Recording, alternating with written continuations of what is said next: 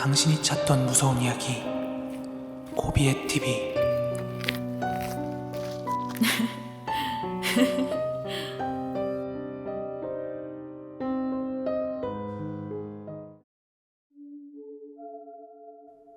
(2022년 7월 24일)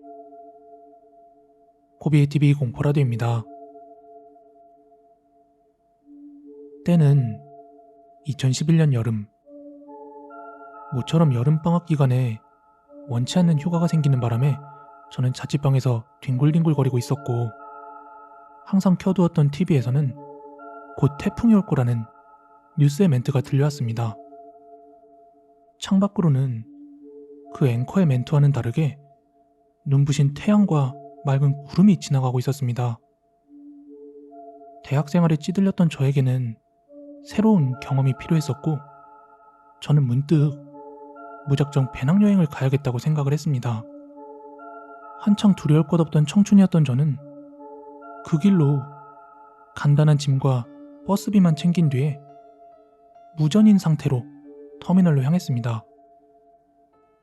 터미널에는 휴가철이라 그런지 많은 사람들로 붐비고 있었고, 목적지도 정하지 못한 저는 그저 버스 운행표만 멍하니 바라보며 서 있었죠.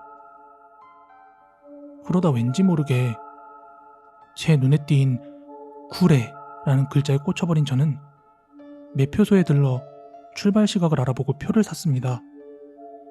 딱 20분 남았더군요. 아무런 계획도 없이 즉흥적으로 나온 터라 저는 아무 생각도 없었습니다. 그런 뒤에 저는 터미널 밖으로 나와서 주머니에 든 담배 한 개비를 꺼내 물며 불을 붙였습니다. 터미널 창문으로 비친 제 모습이 그 당시에는 왜 그리 우스꽝스러웠는지 모르겠네요.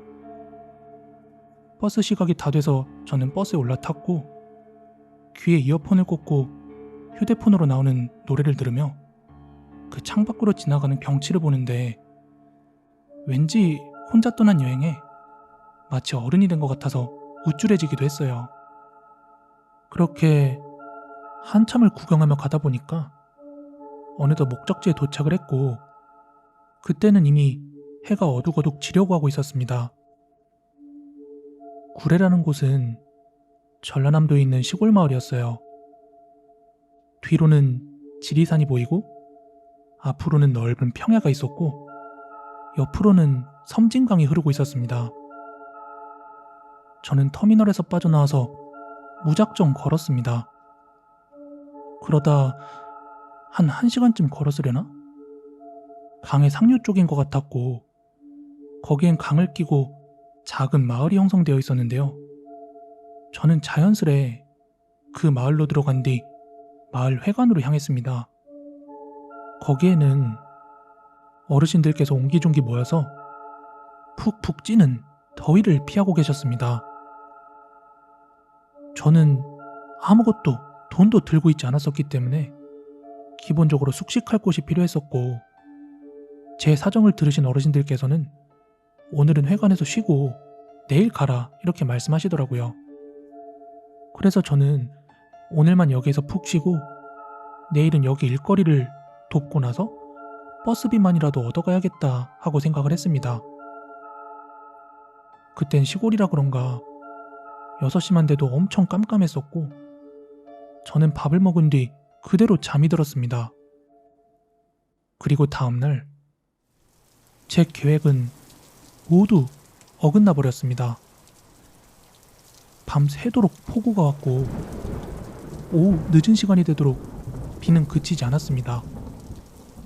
결국 하루를 더 신세를 지게 되었고, 어르신들과 이런저런 얘기를 하며 하루를 더 보낸 뒤에 그 다음날 새벽이 되어서야 비가 그쳤습니다. 이제 일을 도와서 버스비만 얻어 다시 집으로 돌아가야겠다는 생각을 하고 있을 찰나에 동네가 엄청 시끌시끌한 거예요. 그래서 다 같이 한번 나가보니까 한 할머니께서 강가에 감아둔 멱을 가지러 가다가 그대로 물에 휩쓸려 떠내려갔다는 겁니다.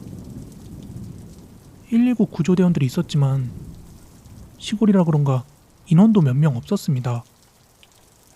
그러던 중 간부급으로 보이는 한 구조대원님께서 저를 보더니 잠깐 도와달라며 부르셨습니다. 그때 저는 수중에 땡전 한 푼 없었기 때문에 약간의 수고비를 주겠다는 말에 흔쾌히 수락을 했습니다. 그리고 라이프가드 자격증을 딴 지 얼마 되지 않은 터라 자신감에 넘쳐 있었던 것 같아요.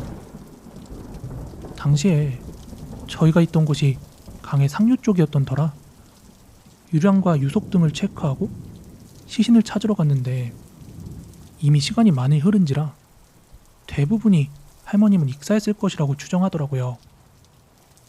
할머니가 휩쓸려 간 곳에서 한 3-4km 지점에서 급격하게 유속이 약해지며 수심이 깊어지는 곳이 있었거든요. 그래서 저희는 거기서 수색 작업을 하기로 했습니다. 원래 잔잔한 물에 빠진 시체는 하루 1일쯤 지나야 수면으로 뜬다고 하더군요. 그런데 바로 다음 날부터 태풍 소식이 있었고 오늘이 아니면 시신을 수색할 수조차도 없었기 때문에 저희는 물속 깊이 가라앉아 있는 그 시신을 찾아보기로 했습니다. 당시 거기의 수심이 한 7m 정도는 됐을 겁니다. 지금 생각해보면 미친 짓이죠. 구명조끼를 입고 보트에 타자 무작정 대략 한 4-5m 정도 돼 보이는 대나무 같은 짝대기를 주고서는 보트를 타고 돌아다니면서 강바닥을 막 휘저으면서 뒤지라고 하더군요. 물론 전문 스쿠버 장비를 낀 구조대원들이 잠수해서 수색을 했지만 워낙 시야가 안 나와서 쩔쩔 매고 있었습니다. 수면은 잔잔했는데 강속은 마치 누가 잡아당기듯이 막 소용돌이 치고 있었습니다. 수영장 수영에 익숙했던 저로서는 신세계였어요. 그렇게 이리저리 돌아다니며 강물에 짝대기를 넣고 휘저은 지 1시간쯤 넘었을 거예요. 그런데 갑자기 손끝으로 뭔가 툭 걸리는 느낌이 들었습니다. 지금 생각해도 그 손가락 끝의 떨림을 잊을 수가 없습니다. 미친 듯이 놀라 소리를 지르며 구조대원들을 불렀고 그 구간에 잠수해서 수색을 하는데 결국 발견이 되었습니다. 가라앉아 있던 할머니의 시신은 바위와 바위 사이 홀이라고 불리는 구간에 있어서 수면으로 금방 떠오를 수가 없었고 구조대원들과 악어라고 불리는 그 사람들로부터 수면으로 건져 올려져 지면에 안착했습니다. 그런데 무슨 용기였을까요? 아니면 그저 호기심이었을까? 저는 건져낸 그 시체를 자세히 보게 되었는데 얼굴이 물에 불어 아주 호떡처럼 커 보였고 눈은 주먹만 했고 코는 흘러내려 없는 상태였습니다. 입술은 잔뜩 부르터 있었고요. 그리고 할머니로는 보이지 않게 모든 주름이 팽팽하게 펴져 있었고 마치 밀가루를 바른 것처럼 하얗다 못해 투명한 아기를 보는 것 같았습니다. 아, 진짜 소름.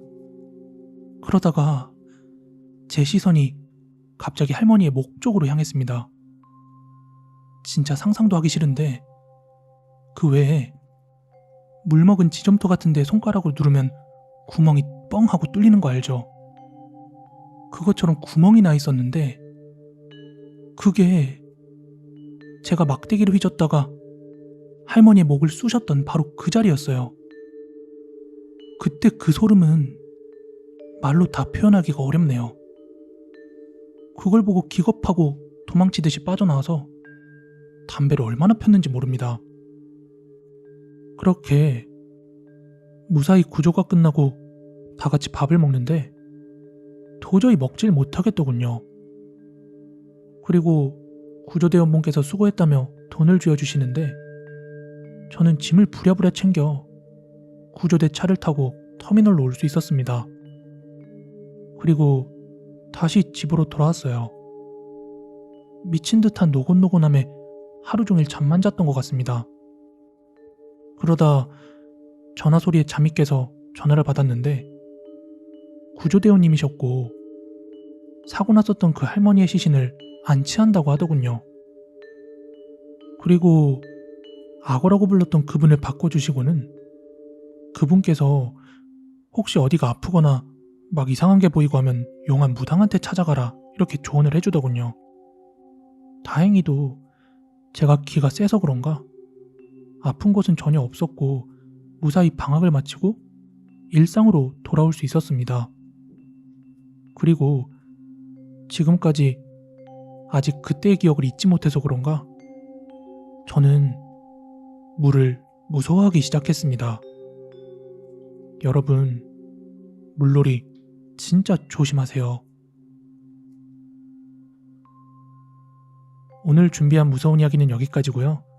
가시기 전에 좋아요, 구독하기 꼭 좀 한 번씩 부탁드리겠습니다. 저는 내일 더 무서운 이야기로 찾아오도록 하겠습니다. 감사합니다.